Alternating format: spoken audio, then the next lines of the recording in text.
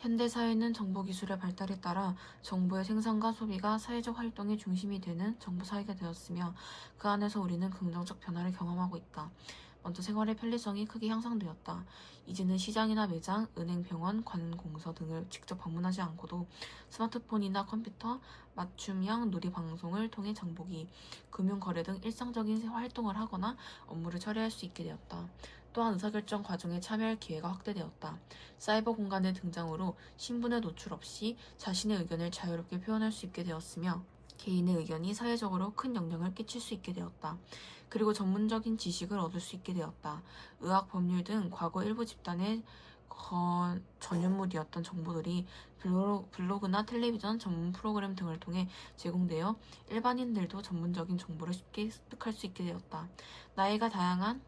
나아가 다양한 문화에 대한 이해의 폭이 넓어졌다.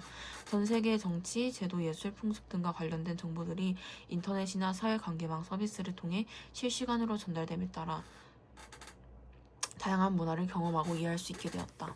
정보기술 발달은 사회 전반에 걸쳐 긍정적 변화를 가져왔다. 하지만 정보기술의 발달은 사이버 폭력, 사생활 침해, 저작권 침해 등 다양한 윤리적 문제를 발생시키기도 했다. 사이버 폭력은 사이버 공간에서 상대방이 원하지 않는 언어, 이미지 등을 이용하여 정신적, 심리적 피해를 주는 행위다. 구체적으로 사이버 따돌림, 사이버 명예훼손, 사이버 모욕, 사이버 스토킹, 사이버 성폭력 등이 이에 속한다. 청소년들 간의 사이버 따돌림을 보여주고 있다. 이와 같은 사이버 폭력은 피해자와 가해자에게 여러 가지 문제를 발생시킨다. 먼저 사이버 폭력의 피해자는 심각한 정신적 충격을 받을 수 있다. 사이버 공간의 특성상 사이버 공간은 시공간의 제약을 받지 않고 일상적으로 발생할 수 있으며 정보의 복제가 유포가 쉬워서 광범위하고 빠르게 확산된다. 더욱더 한 번 더 유포된 정보를 수정하거나 회수하기 어려우므로 피해자는 지속적인 고통에 시달리게 된다. 또한 사이버 폭력의 가해자들이 폭력의 심각성을 인지하지 못할 수 있다. 사이버 폭력은 주로 SNS나 문자 메시지 등을 통해 사이버 공간에서 발생하기 때문에 가해자들이 피해자들의 고통을 직접 목격하기 어려우며 사이버 폭력이 집단으로 이루어질 경우 가해자들이 자신의 잘못을 다른 사람에게 돌리기 쉽다.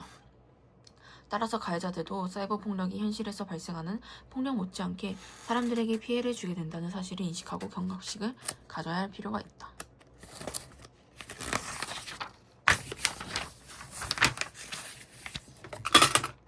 사생활은 개인적인 삶의 영역으로 다른 사람에게 방해하고 싶지 않은 나만의 고유한 영역이다. 그런데 최근 정보기술의 발달로 개인정보를 쉽게 얻을 수 있게 되면서 사생활이 침해되는 일이 발생하고 있다. 다음 신문 기사를 읽어보자. 땡땡시의 한 슈퍼마켓에서 동료 직원을 폭행한 혐의로 입건된 K씨가 일부 누리꾼의 신상털기로 2차 피해를 당하고 있으며 억울함을 호소하고 나섰다. 경찰서에 따르면 K씨는 자신이 일하는 한 슈퍼마켓에서 계산원 A씨를 2차례 때린 혐의로 입건됐다. A씨에 따른 자신의 SNS에 폭행 장면이 담긴 CCTV 영상과 글을 올렸고 일부 누리꾼들이 K씨의 이름과 주소, 전화번호 행적들을 공개하면서 사건이 일파만파로 퍼지게 된 것이다. 이처럼 신상털기 등의 사생활 침해는 한 개인에 관한 평가를 왜곡하고 개인의 자유로운 행동과 행복 추구를 방해하며 인간의 존엄성을 해치는 등 윤리적 문제를 발생시킨다. 저작권 침해란 저작권법에 의해 배타적으로 보호되는 저작물을 무단으로 이용하여 저작권자의 권리를 침해하는 행위를 말한다. 예를 들면 소프트웨어를 허락 없이 복제하거나 인터넷에서 기사, 사진, 영상, 음원 등의 자료를 무단으로 내려받는 행위가 이에 해당한다. 저작권 침해는 저작자의 소유물인 저작물을 무단으로 사용하는 것이며 이러한 현상이 널리 퍼지면 저작자의 창작 의욕이 감소시키고 궁극적으로 양질의 정보를 생산할 수 없게 만든다. 이에 저작권이 침해되지 않도록 저작권 보호가 강화되고 있다.